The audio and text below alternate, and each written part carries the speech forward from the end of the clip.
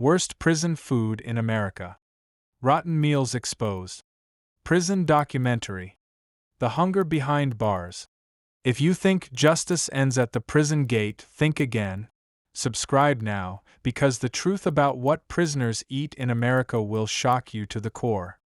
The first smell hit before the first step inside. It was a metallic, sour stench clinging to the walls, the floors, and the uniforms of the guards who shuffled in like ghosts. The aroma wasn't just unpleasant, it was ominous. It warned anyone who entered that something inside the massive federal correctional facility in Michigan had gone far beyond neglect. A dozen inmates had collapsed that morning during breakfast. Their trays contained a grayish stew, chunks of meat that had turned an unsettling shade of green, and soggy bread smeared with mold. No one wanted to say it, but the scene in Block D was reminiscent of a nightmare. Men doubled over, vomiting into metal buckets, their cries echoing down the long, sterile halls. Investigators later described it as a systemic failure of human oversight, but for those inside, the rot started long before the meals hit the tray. The victim. Among those hospitalized was David Hawk Redding, 39, serving a sentence for bank robbery. Known for his calm demeanor and cautious approach to prison life, Hawk had been complaining about food for weeks. His roommate, Carlos Bennett, described him as pale and fatigued that morning, yet Hawk insisted on eating his tray. By 10:15 a.m., he collapsed. Emergency staff arrived minutes later, but he was unresponsive, his stomach violently distended. The cause listed officially: suspected foodborne illness. According to reports, it was unconfirmed if negligence played a direct role, a detail that would be challenged later in court filings and investigative reporting. A pattern emerges. This wasn't an isolated incident. Across the United States, reports of contaminated prison food had surfaced for decades. From nutraloaf in New York to maggot-infested trays in Midwestern facilities, a pattern was clear. Inmates were frequently being served meals that would make the average person sick. In Michigan, internal emails, later leaked by whistleblowers, revealed memos warning of perishable goods held beyond safe limits and recycled meat being used to cut costs. Supervisors were instructed to document inspections, even if the items were spoiled. Hawk's collapse was merely the latest in a chain of warnings. His death sparked outrage among the few journalists willing to push past official denials. The whistleblower. 2 weeks after the incident, an anonymous inmate, going by the name Santos, sent a handwritten letter to a local newspaper. It read, "The food is not just bad. It's intentional. If you print this, I'm dead, but they want people outside to know. Mold, maggots, expired cans, they mix it in. Cost savings, not safety." The letter detailed what many prisoners had long suspected: a systematic operation where cost-cutting, corruption, and oversight failures intersected. It included unverified claims of guards taking bribes to ignore violations and of contractors supplying partially spoiled food. While some claims were unconfirmed, they sparked the attention of investigative journalists, who began comparing documents across multiple facilities to identify patterns. The investigation begins.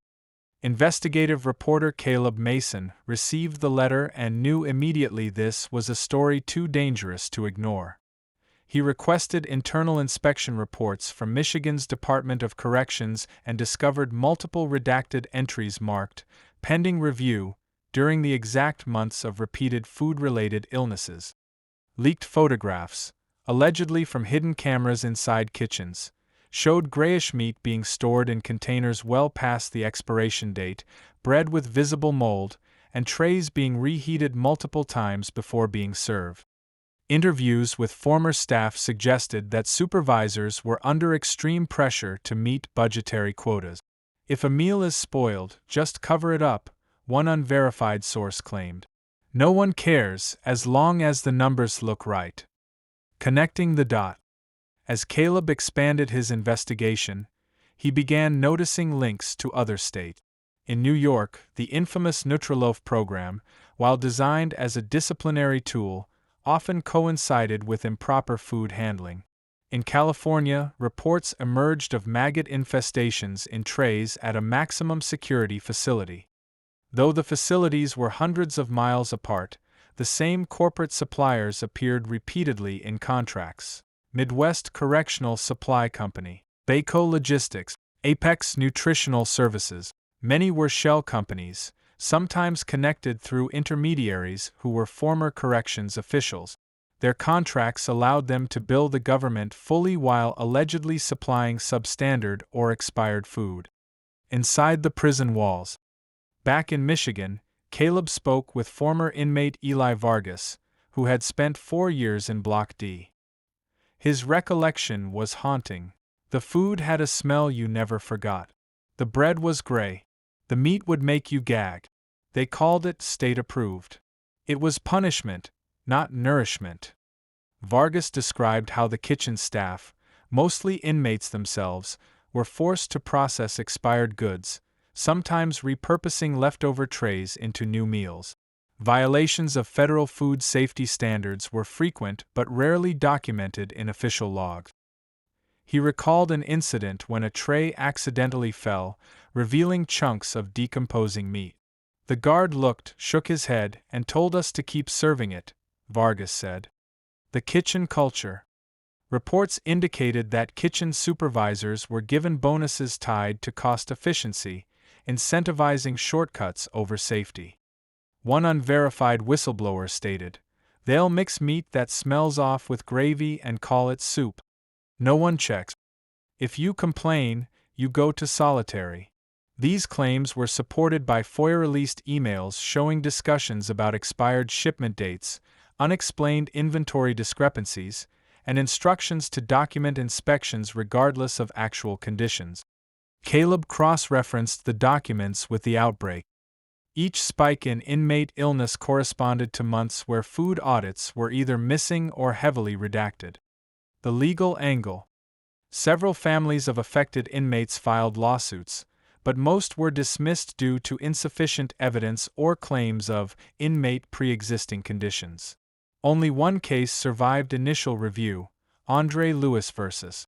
Michigan Federal Penitentiary, unconfirmed, where documents suggested management had knowingly ignored food safety protocols. Even in cases where federal inspectors identified violations, internal reports were often marked administrative oversight and never made public. The corruption network uncovered as Caleb dug deeper. He discovered that this wasn't merely an issue of negligence. Contractors were using shell companies, former prison officials were signing off on shipments, and multiple facilities across the country received the same recycled, substandard food. According to reports, one facility would have leftover trays, the next would receive processed versions of those trays under a new label. Some inmates described noticing gray sludge appearing on trays that had supposedly been freshly cooked. On a rainy evening, Caleb received a USB drive anonymously mailed to him. Inside were photos.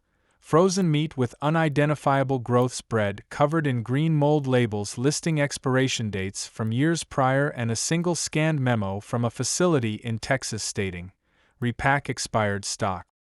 Ensure audit logs are updated. Report no deviations."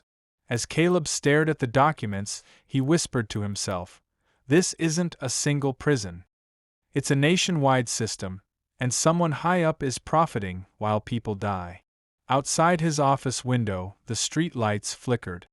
A van idled across the street for several minutes before driving off. He didn't know if it was a coincidence or a warning. National exposure. The morning was gray and biting cold, and Caleb Mason couldn't shake the feeling that the streets outside his apartment weren't just empty, they were being watched.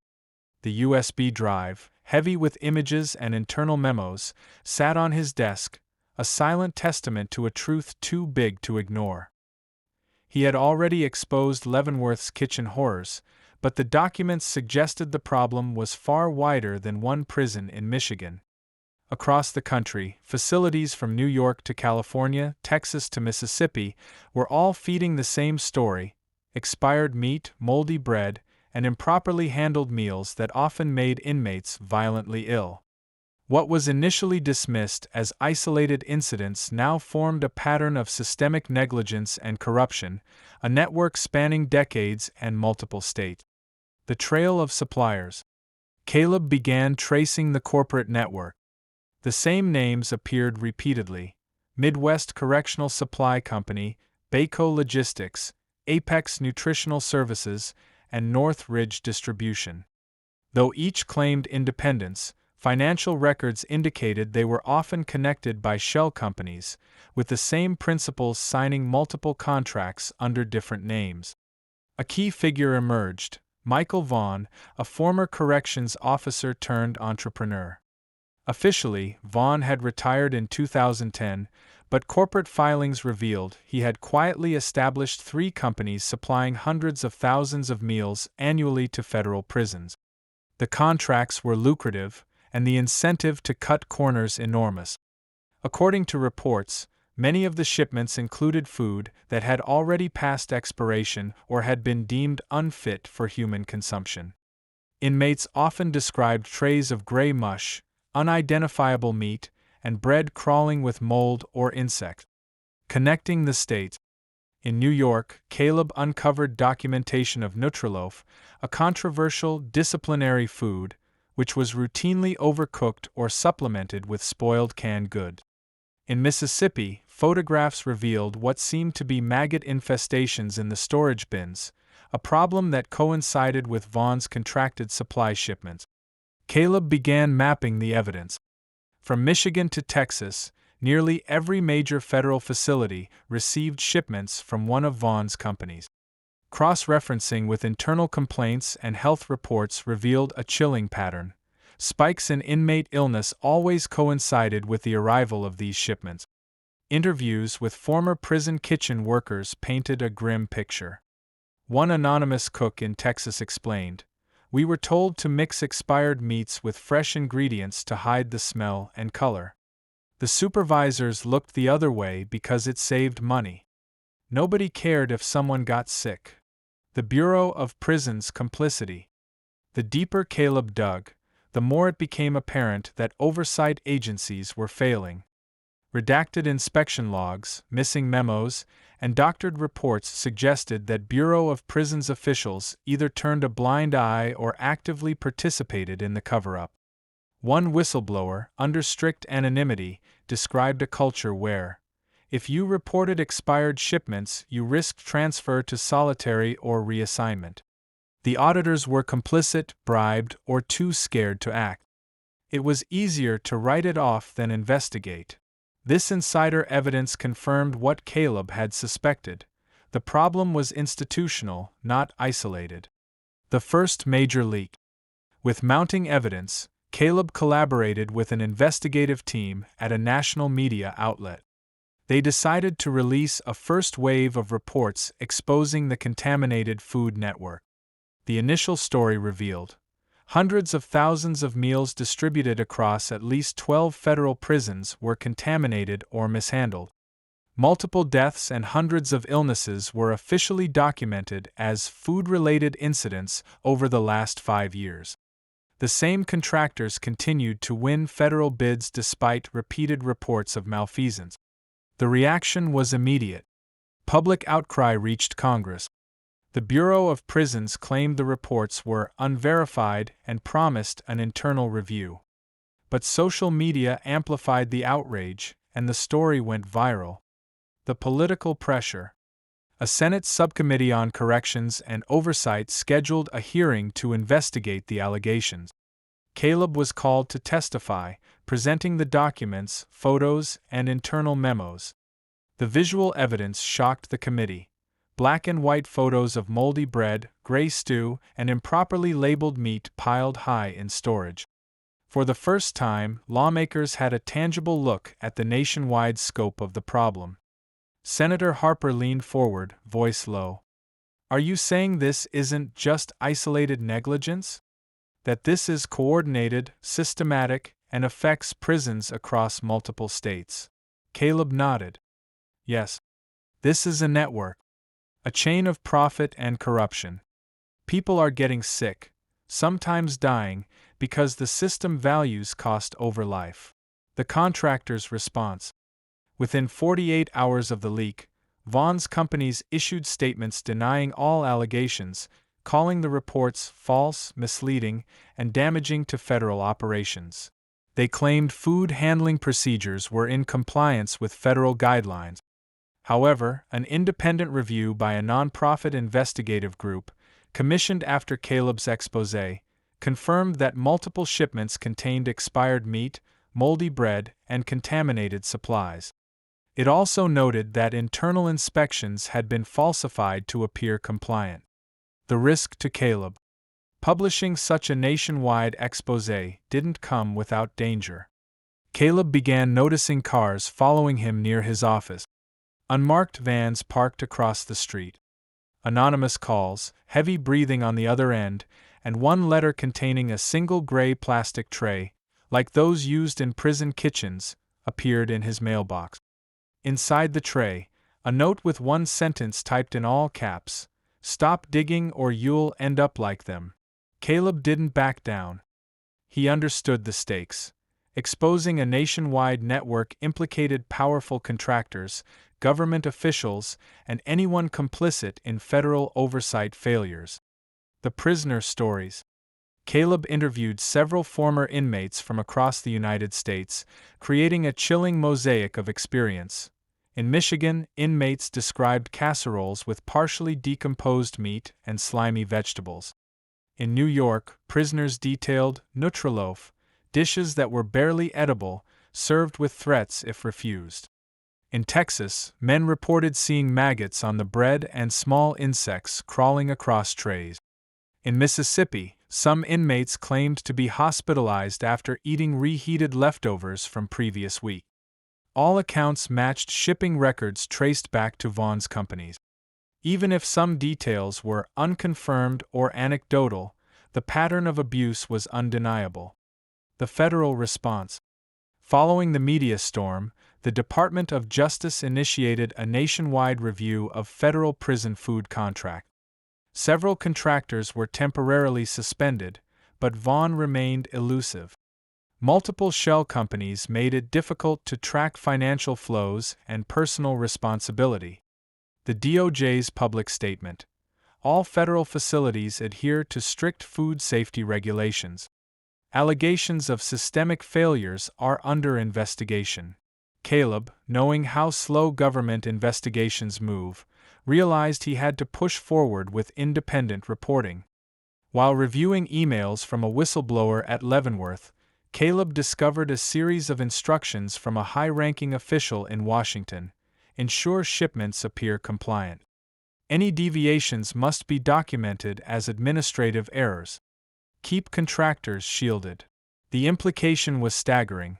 Oversight was not merely negligent, it was actively suppressing evidence of contaminated food. Caleb leaned back in his chair, staring at the screen. The corruption wasn't local or regional. It was national, deliberate, and ongoing. As he prepared the next round of investigative reports, Caleb's phone buzzed. Unknown number. He answered cautiously. A distorted voice whispered, "You've seen the start. The real horror is coming. They're watching every shipment, every tray. And now you are too." The line went dead. Outside his window, headlights glared through the night. A van slowly rolled past, license plate obscured. Caleb knew one thing. The story of America's prison food scandal had only just begun, and now, he was part of it. The flow of contamination. The rain fell in thick sheets, drumming relentlessly against Caleb Mason's apartment window as he traced the shipment logs across multiple federal facilities. Each spreadsheet, each invoice, was a thread in a web that stretched from Michigan to Mississippi, New York, Texas, and beyond. The more he mapped it, the more horrifying the picture became: a national distribution network of tainted meals that had been quietly poisoning inmates for years. It started with Leavenworth, where the first documented outbreak of gray, slimy casseroles had claimed a life. From there, the trail extended to Yazoo City Medium in Mississippi, where inmates had experienced identical symptoms after receiving shipments labeled as fresh produce and premium protein. Then to upstate New York Correctional Facility, infamous for nutraloaf incidents, and Florence Federal Correctional Complex in Colorado, where recycled meat from other prisons appeared in trays. The shipping manifests revealed something even more sinister. Shipments of supposedly fresh food were often recorded as fully consumed, while in reality, leftover or expired products were repackaged and sent to another facility under a new label. What one inmate received in Michigan could end up in New York weeks later, having traveled hundreds of miles, its expiration date falsified. Following the trucks, Caleb realized that physical observation would be essential. Using the manifests, he tracked one of the primary supply trucks, a nondescript white rig marked only with a small Bayco Logistics decal, scheduled to deliver to a regional warehouse near Detroit. The truck arrived at dawn, its engine growling over wet asphalt. Caleb, keeping his distance in a rental car, watched as two uniformed guards and a handful of inmate kitchen workers unloaded crates. What he saw made his stomach churn. Boxes labeled non-human use were opened and their contents mixed with fresh produce. He snapped photos from behind a chain-link fence. Gray sludge and discolored meat tumbled from boxes into large metal containers. One guard glanced toward the fence. Caleb froze, but the man turned back to supervise the mixing, apparently unconcerned. Inside the prison kitchen, the mixture was reheated, and the resulting stew was portioned onto trays. The smell was unmistakable, sour, metallic, decayed. The inmate accounts. Caleb spoke with former inmates at each facility, collecting testimonials that corroborated the shipment logs. One former inmate at upstate New York Correctional Facility described the process vividly. They'd take leftovers from last week's nutraloaf, chop it up, add some seasoning, and call it dinner. If you complained, you were thrown into solitary. You didn't argue about food here. Food was power, and they controlled it. In Mississippi, an anonymous ex-prisoner recalled maggots crawling over trays of supposedly fresh vegetables, a smell so vile it would make his stomach heave. He described guards ignoring the condition of meals, shrugging as if the state had decreed that inmates' suffering didn't matter. Caleb cataloged the patterns. Across every state, the same corporate suppliers, the same warehouse methods, and the same oversight failures appeared. The network was not accidental, it was systematic. The contractors play. Caleb focused on Michael Vaughn's corporate network. Each company, under a different name, was operating in multiple states simultaneously. Midwest Correctional Supply in Michigan, Bayco Logistics in Mississippi, and Apex Nutritional Services in New York were all linked to the same management and financial account.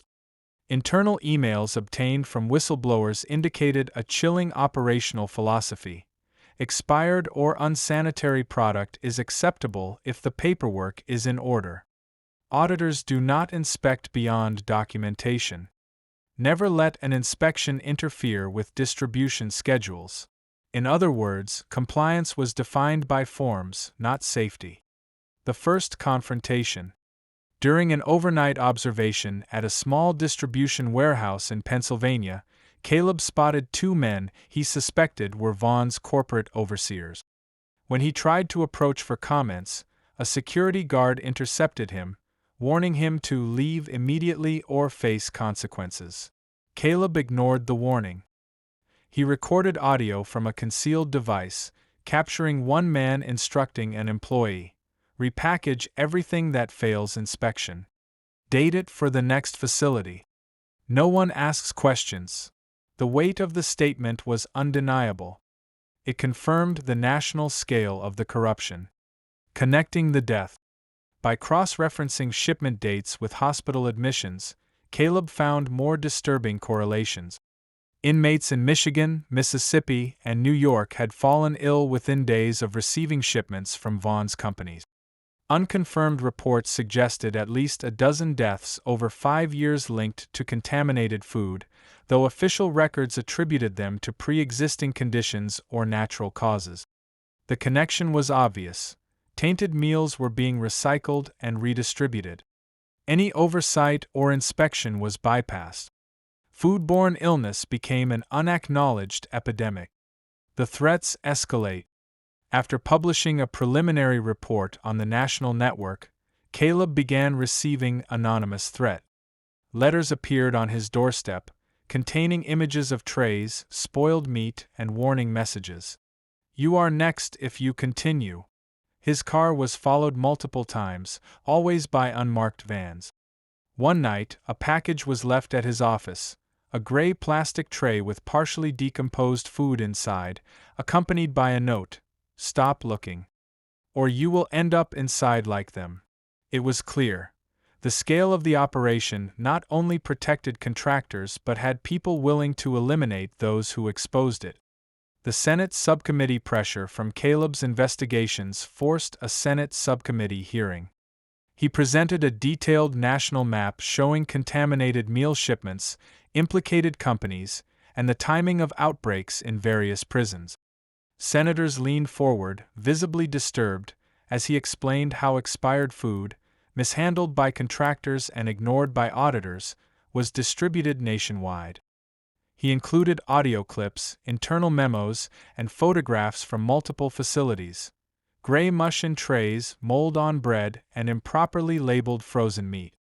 The subcommittee was shocked by the systemic nature of the scandal. Senator Harper asked, "Are you asserting this is deliberate across multiple states, with contractor complicity?" Caleb replied, "Yes. This is a network. Every shipment documented here indicates knowledge at multiple levels, from the contractors to federal oversight." The hearing made national headlines, but it also put Caleb directly in danger, as anonymous sources warned him that the network had powerful protectors. The hidden warehouse. Through a confidential source, Caleb traced a central warehouse in the Midwest. Surveillance photos showed shipments arriving from multiple states, being repackaged and redistributed. Inmates' leftovers from different prisons were combined into bulk containers and sent onward. The warehouse had minimal oversight. Cameras existed but were conveniently malfunctioning during key deliveries. Caleb's photos were unmistakable. Boxes marked "Do not consume," animal feed only, being relabeled and loaded onto trucks headed to federal facilities. Late one night, as Caleb reviewed shipment logs at a safe house, his phone buzzed with an unknown number. A distorted voice whispered, "You've seen part of it. But the operation isn't over. The next shipment arrives in 3 days. You'll want to see it for yourself. Don't come unprepared." Caleb's eyes flicked to the map on his wall, tracing the path of the next truck, a route crossing 4 states. He realized the stakes were higher than ever. This wasn't just reporting. It was stepping into the middle of a criminal enterprise with nationwide reach, where every tray could mean sickness or death. He closed his eyes, took a deep breath, and whispered, "If I'm going to expose this network, I'll have to follow the next shipment myself." And somewhere, in a warehouse full of repackaged meals, the next tray was already being prepared. The warehouse stakeout. The night air was damp, heavy with the scent of rain-soaked asphalt, as Caleb Mason parked his rented SUV a block away from the unmarked warehouse on the outskirts of Chicago.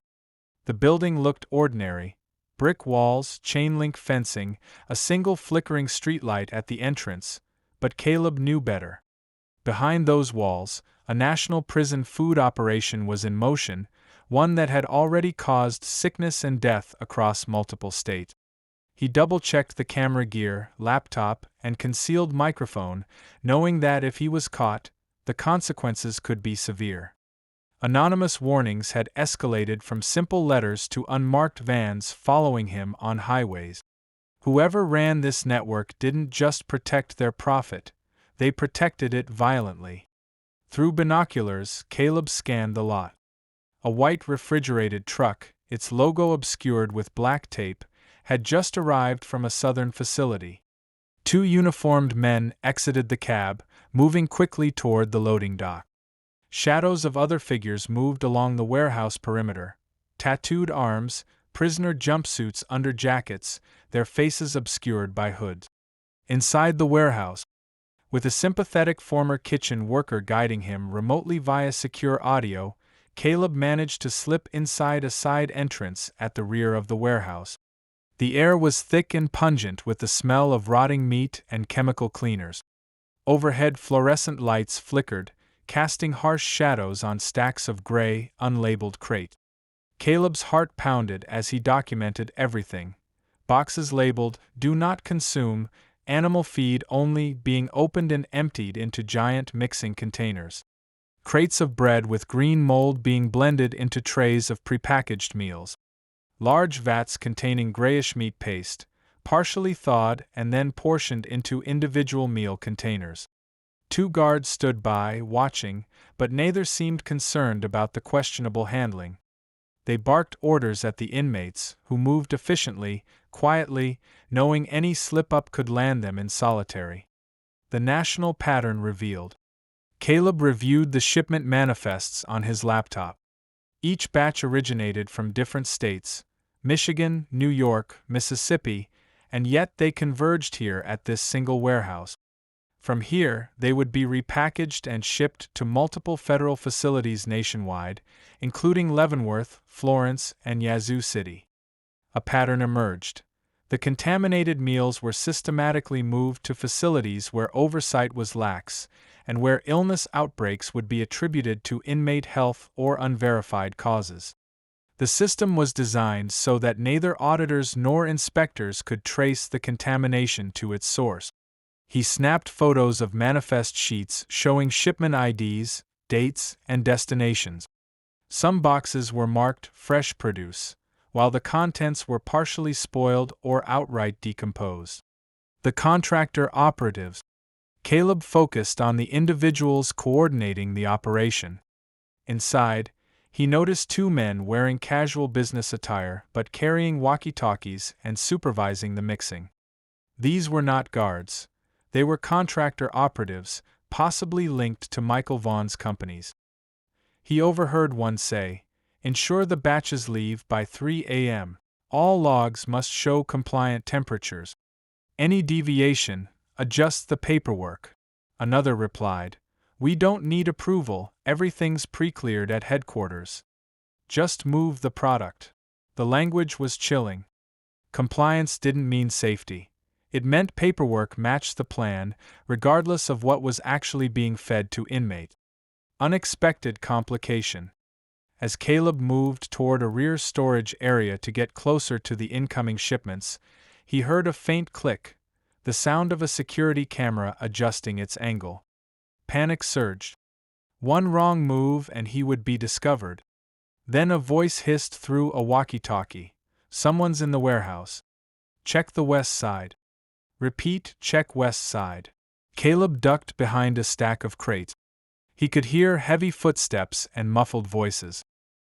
His camera clicked silently, capturing crates with dates far beyond expiration and meal labels falsified to appear compliant.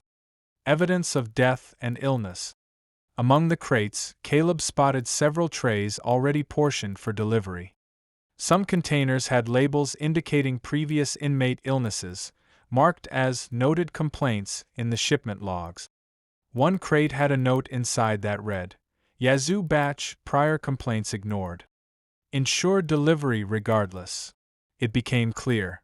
The contractors were knowingly distributing food linked to previous illness outbreak. This was beyond negligence. This was a deliberate system putting lives at risk. The narrow escape. Suddenly, a security guard rounded the corner. Caleb froze, then ducked behind a metal rack. The guard walked past, muttering about misplaced inventory. Caleb's heart thumped loudly in his chest. He realized he was dangerously exposed. He signaled to the former kitchen worker via encrypted audio, "I'm compromised." Need extraction plan. Exit through the north bay door, crawl under the conveyor system. Wait for the truck alarm. It triggers only after shipments leave, the voice instructed. Caleb crawled on the cold concrete floor, cameras still recording, documenting the contents of vats, crates, and labels. Every step was a gamble. Finally, the truck alarm sounded, the workers shifted their attention, and Caleb slipped into the shadows, crawling toward the exit. His pulse raced as he heard distant footsteps chasing him through the warehouse. The shocking discovery. Outside, hidden behind a dumpster, Caleb reviewed the photos he had taken inside. His eyes widened as he noticed a single detail that tied the entire network together: a set of logbooks for all shipments, each signed off by the same person at different facilities, using different company names. The handwriting matched the redacted signature he had seen in Michigan and New York. One name appeared repeatedly across the logs: M. Vaughn. It wasn't just a supplier. Vaughn was orchestrating the entire national network of contaminated meals. Caleb's stomach turned. The system was deliberate, coordinated, and profitable. As Caleb prepared to leave the warehouse area, a van's headlights swept over his hiding spot. He ducked behind a stack of pallets just as two men stepped out, carrying flashlights. One muttered, "Vaughn wants this cleaned up. Find him. Now." Caleb's heart raced. He realized the danger wasn't just exposure, he was being hunted. He pulled out his phone, activating a secure GPS tracker for backup. His voice barely a whisper to the hidden audio recorder: "If they catch me, they'll destroy everything. But the country needs to know the truth." From inside the warehouse, the sound of crates shifting echoed ominously. Somewhere in the shadows, the next shipment was already being prepped for distribution. Caleb knew that to expose the network fully, he would have to follow the shipment across state lines, knowing that every mile increased the risk to his life, and yet there was no turning back. The interstate investigation. The sun had barely risen over the highway when Caleb Mason loaded his rented SUV with cameras, laptops, and a discreet GPS tracker. Ahead of him stretched Route 80, a steel ribbon of asphalt connecting multiple federal facilities from the Midwest to the East Coast. Somewhere along this route, another shipment of contaminated meals was moving, traced to Vaughn's network. If he was going to expose the full scope of the scandal, he would have to follow it in real time. The first clue came from a small logistics company in Illinois. Their freight schedule listed a refrigerated truck, flagged as Baco Logistics shipment number 4721, departing at 6 a.m., carrying standard federal meal trays, bound for a regional distribution hub in Ohio. Caleb knew from his previous research that the description was intentionally misleading. What the shipment truly contained could endanger hundreds of inmates. Tail on the truck. Caleb kept a safe distance, using binoculars and a dash-mounted camera to follow the truck. Its rig was unmarked, blending in with commercial traffic, but the route was predictable. Vaughn's shipments had patterns, based on efficiency and distribution volume. Every warehouse, every handoff, was meticulously logged. Along the way, Caleb documented the stops: a small warehouse in Toledo, a freight depot outside Cleveland, and finally, a local prison supply facility near Columbus. At each stop, workers transferred crates, but unlike normal deliveries, these were handled quickly, with little inspection and minimal staff interaction. Through a concealed microphone, Caleb recorded snippets of conversation. "Make sure the batches are blended correctly. Don't let anyone see the logs. Check them already. No one will question anything until they're served." The words were chilling. It wasn't just negligence. It was intentional concealment, and the people executing it knew exactly what they were doing. Ohio facility findings. Caleb obtained permission to enter the Ohio distribution hub under the guise of a consulting nutrition analyst. Inside, the reality was worse than he imagined.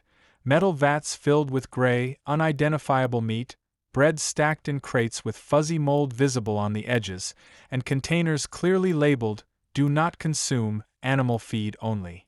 Inmates, employed in the kitchen under supervision, moved trays along the line, oblivious to the potential danger. One whispered to another, "If we say something, they send us to SHU." Caleb captured photos of the vats, the labels, and the temperature gauges, most of which were set incorrectly or completely broken. These visual records would become central to exposing the nationwide operation. Tracking the impact. Using public records and FOIA documents, Caleb cross-referenced shipment logs with health reports from multiple prisons. He found clusters of foodborne illnesses immediately following the arrival of Vaughn's shipments. Inmates suffered vomiting, diarrhea, dehydration, and in some cases, hospitalization for acute food poisoning. He also discovered internal emails among prison staff documenting concerns that were ignored or redacted. Lines like, "Several trays rejected by kitchen staff due to spoilage. Approve and serve anyway."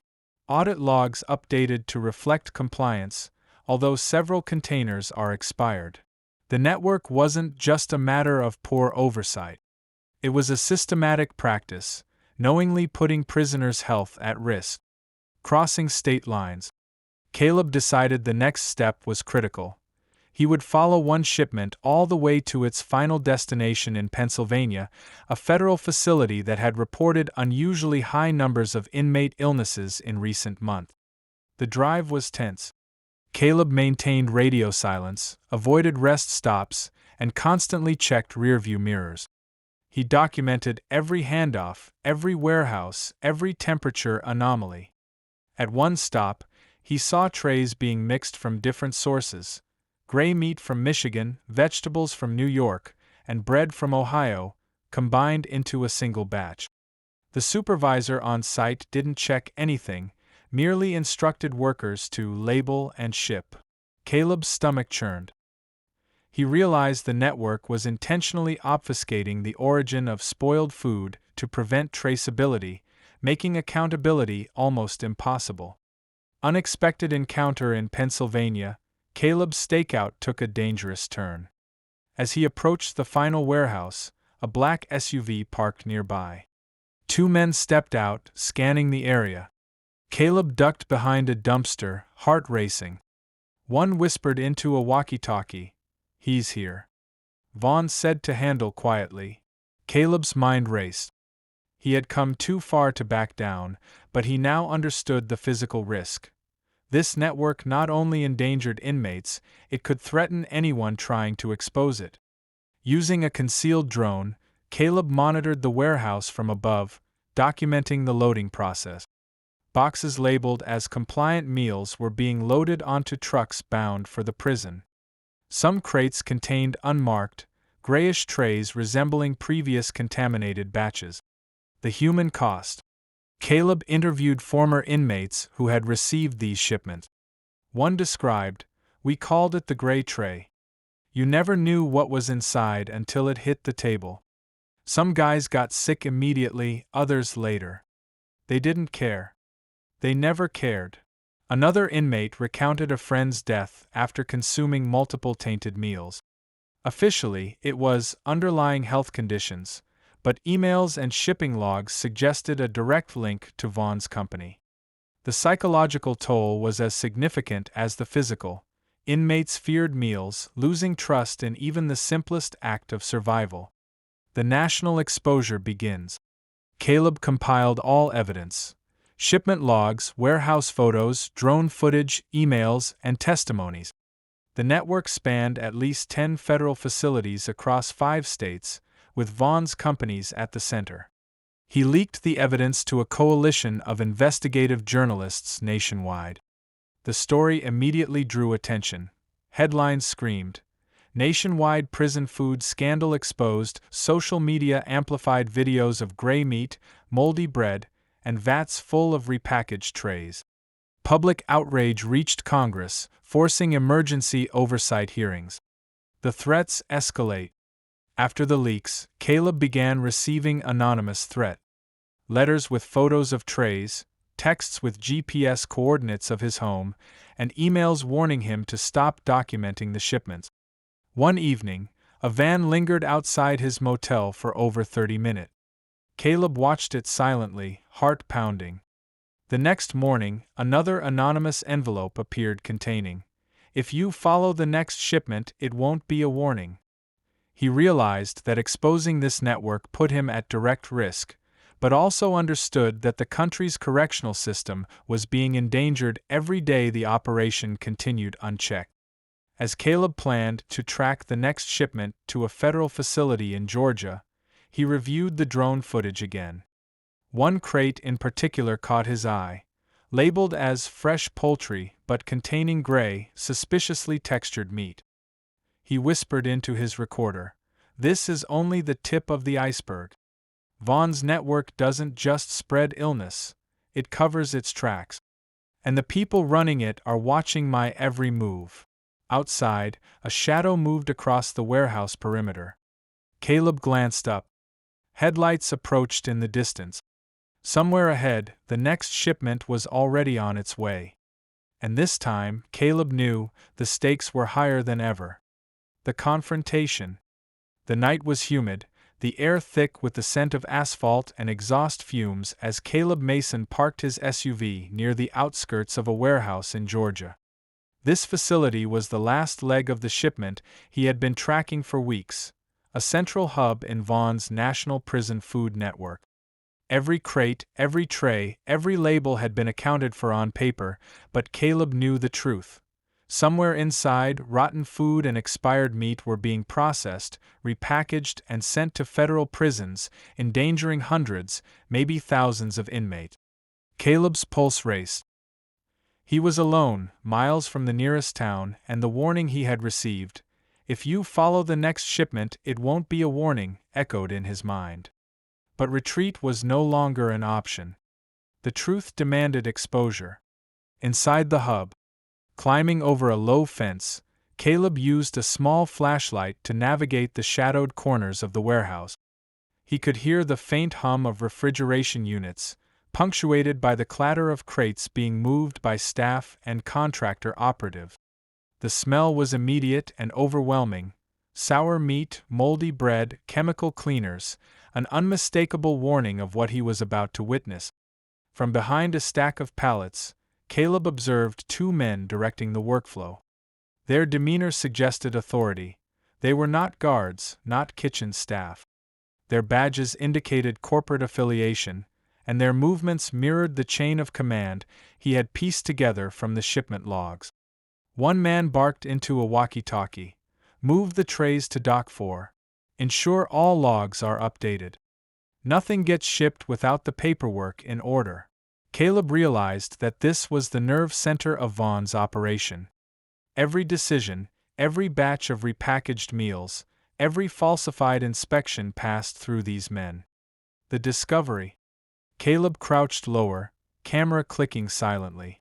He focused on a large mixing vat. Gray, unidentifiable meat slopped over the edges.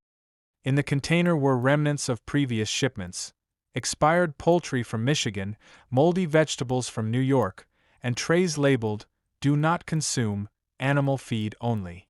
As he zoomed in, Caleb noticed small slips of paper pinned to the vat, shipment logs, dates, and initials.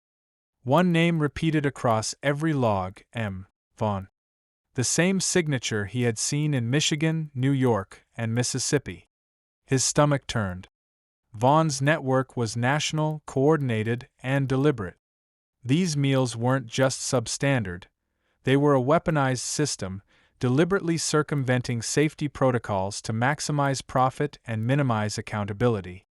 The confrontation begins. Caleb took a deep breath, deciding to approach the supervisor overseeing the mixing operations. As he emerged from the shadows, a young contractor operative turned sharply. "Who are you?" the man demanded, stepping closer. Caleb raised his hands, trying to appear harmless. "I'm an independent food safety consultant. I was hired to audit the supply chain," he said, voice steady but tense. The man's eyes narrowed. Before he could respond, the two authority figures from earlier approached, their expressions hardening. You shouldn't be here, one said. Vaughn doesn't like outsiders wandering around. Caleb swallowed, feeling the weight of the threat. I have evidence of contaminated meals, logs showing expired shipments. I want to see the records, cross-reference them. The taller man laughed coldly. Cross-reference? You don't understand. You're not leaving this warehouse with anything. Tension escalates. The three men closed in. Caleb backed toward the loading dock, cameras still running. He had hoped that by documenting everything, he could force accountability. But now, facing the men directly responsible for a national network of contamination, he realized just how dangerous this situation had become. From the shadows, a worker whispered to Caleb, "Go. Now. The trucks are leaving soon." Caleb nodded subtly and edged toward a side exit. But the taller operative noticed and lunged, grabbing Caleb by the shoulder. A struggle ensued, brief but intense. Caleb managed to twist free, knocking the man off balance, and sprinted toward the fence he had climbed earlier. Following the truck. Once outside, Caleb jumped into his SUV and started the engine. He couldn't risk losing track of the shipment.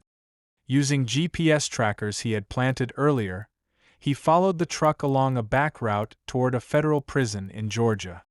The truck made multiple stops, each time repackaging the gray, suspicious meat with supposedly fresh produce. Caleb documented every handoff, crates labeled compliant, leaving the warehouse and arriving at the prison. Guards at the facility accepted the shipments without inspection, unaware, or deliberately ignoring the contamination inside. The prison reveal. Inside the prison, the mess was already waiting. Inmates received trays filled with gray mush, moldy bread, and unidentifiable chunks of meat. Caleb had been here before, and the reactions were predictable: discomfort, fear, and sometimes illness. He spoke with a former inmate, now released, who described, "We called it the gray tray. You never knew what you were eating. You got sick, you got ignored. If you complained, you went to solitary." The physical toll was matched by psychological trauma. Prisoners feared every meal, aware that consuming it could make them violently ill or worse. Evidence of malfeasance. Caleb's camera captured photographs of trays, vats, and logs. Each shipment had a matching record showing compliance, but the contents were clearly spoiled. Even internal emails revealed that staff were instructed to document compliance regardless of actual food safety. The chain of evidence linked Vaughn directly to the operation. Every batch, every shipment, every falsified inspection carried his signature, either directly or via intermediaries. The threat escalates. As Caleb prepared to leave the prison grounds, he received a phone call from an unknown number. "You've gone too far. Stop tracking shipments, or you'll disappear like the others." Caleb ignored the warning, recording the call for evidence. He realized he was no longer just a journalist. He was a target of a national criminal network, willing to protect their operation at any cost. That night, Caleb reviewed the footage and shipment logs. His stomach churned as he connected the dots. Contaminated meals, shipments crossing multiple states, and repeated health incidents in multiple prisons. He whispered to himself, "This network doesn't just threaten inmates. It threatens anyone who tries to expose it." Outside, headlights swept across the empty highway, the shadows of a van following him in the distance. Caleb knew one thing. To bring the operation down, he would need to confront Vaughn and his national network directly. And the next shipment, already en route, was a ticking clock. The exposé. The early morning fog clung to the highway like a shroud as Caleb Mason drove toward a small industrial complex in Virginia. This was the final lead, the nerve center of Vaughn's National Prison Food Network.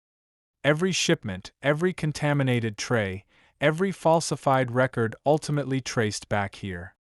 Caleb knew that confronting the operation directly was the most dangerous step yet, but the truth could no longer wait. He parked his SUV at a safe distance and set up surveillance cameras in the surrounding trees. The compound was surrounded by high fences topped with razor wire, security cameras swiveling silently, and a single guard at the gate. From what Caleb had pieced together, Vaughn rarely visited in person, but his top operatives oversaw daily operations. Inside, forklifts moved pallets of gray, unidentifiable food, prepped for shipment to federal facilities across the country. Staff worked quickly and silently, aware that any deviation from protocol could cost them their jobs, or worse, breaking through the cover. Caleb had prepared for months, gathering every piece of evidence he could: shipment logs, photographs, audio recordings, and eyewitness testimonies from inmates and former staff. He had encrypted backups in multiple locations. Now, the challenge was to link the operation's national scale directly to Vaughn and his executive team. Using a drone, Caleb recorded activity from above, capturing the scale of the operation. Boxes labeled, "Do not consume, animal feed only," were opened and repackaged into new shipments, falsified logs attached, and trucks dispatched to multiple states. It was a mechanical, almost industrial process of negligence and deception. The unexpected ally. As Caleb monitored activity, a shadow detached itself from the warehouse interior. It was one of the warehouse supervisors, a man Caleb recognized from previous shipments in Ohio. He motioned discreetly for Caleb to approach a side door. "You don't belong here," the man whispered, glancing around nervously. "But I want this exposed. They're using people to cover their tracks, and someone has to stop it." Inside, the man handed Caleb a binder filled with invoices, internal communications, and photographs. The documents revealed years of deliberate mismanagement and corruption, implicating contractors, prison officials, and executives at Vaughn's companies. Every shipment matched documented inmate illnesses. "They'll kill anyone who tries to leak this," the man said. "But the public needs to see it." Caleb nodded. This was the final piece of the puzzle. Direct confrontation. Caleb decided to enter the warehouse undercover, posing as a contractor consultant. Inside, he moved quietly, capturing footage of vats containing gray, partially spoiled meat, moldy bread stacked in crates, and trays marked for shipment. Supervisors barked orders at staff, unaware of Caleb's presence. Then he saw him, a tall man in a dark suit with an air of authority. This had to be Vaughn.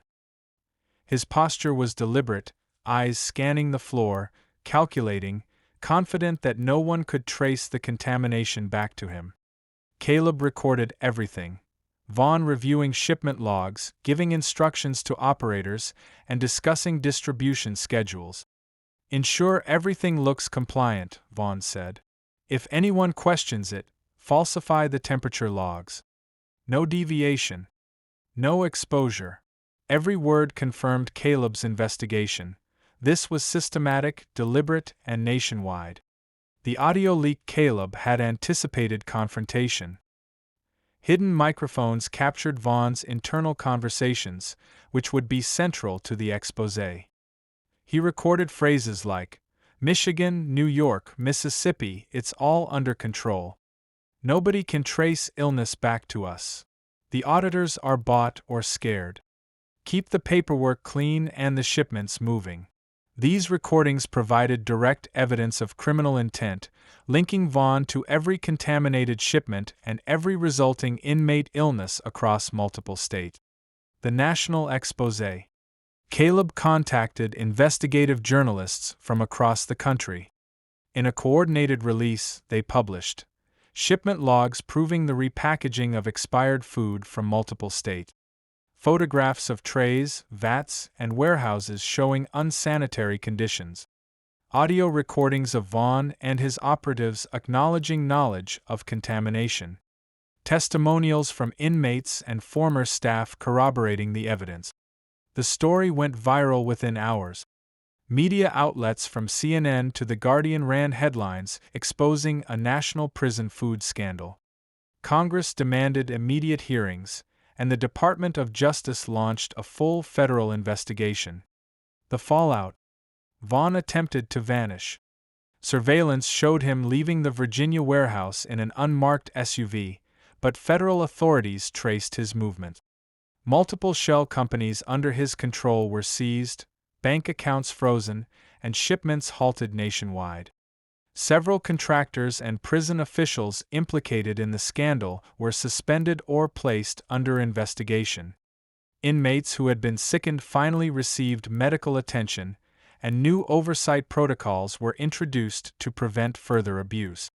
Despite the scale of the operation, many of Vaughn's associates remained elusive, emphasizing that the system had been profitable and well hidden for decades. The human cost. Caleb documented the human impact. Inmates hospitalized from contaminated meals, lives permanently affected, and families grieving loved ones lost due to systemic negligence. He met with several former prisoners, recording their stories of suffering, fear, and betrayal. One ex-inmate recounted, "We were just numbers to them. Every tray, every meal, another chance for profit. Some guys didn't make it. Others were sick for weeks. Nothing changed until people outside saw it." The emotional weight of the scandal underscored the criminal negligence and moral failure embedded in the system. The final broadcast, Caleb's exposé, culminated in a national documentary, combining footage from warehouses, interviews with former inmates, and the recorded communications of Vaughn and his operative. The documentary was titled, "Worst Prison Food in America: Rotten Meals Exposed." It revealed the true scope of the national contamination network and the systemic failures that allowed it to operate for years. Public outrage pressured the federal government to implement sweeping reforms, increase oversight, and investigate previously hidden contracts and shipments. In the quiet hours after the documentary aired, Caleb reflected on the journey. Thousands of miles, countless shipments tracked, innumerable risks taken. The network had been exposed, but the implications remained chilling: a system built to profit from neglect and exploit vulnerability. He whispered into his recorder, "We revealed the meals, but the machinery that allowed it, that's still alive. Someone else will inherit it. Someone else will try to hide it. And if we stop paying attention, history will repeat itself." Outside, the night was still. Somewhere, trucks prepared shipments. Somewhere, trays of contaminated meals awaited distribution. And somewhere, America's prison system continued its silent, hidden toll.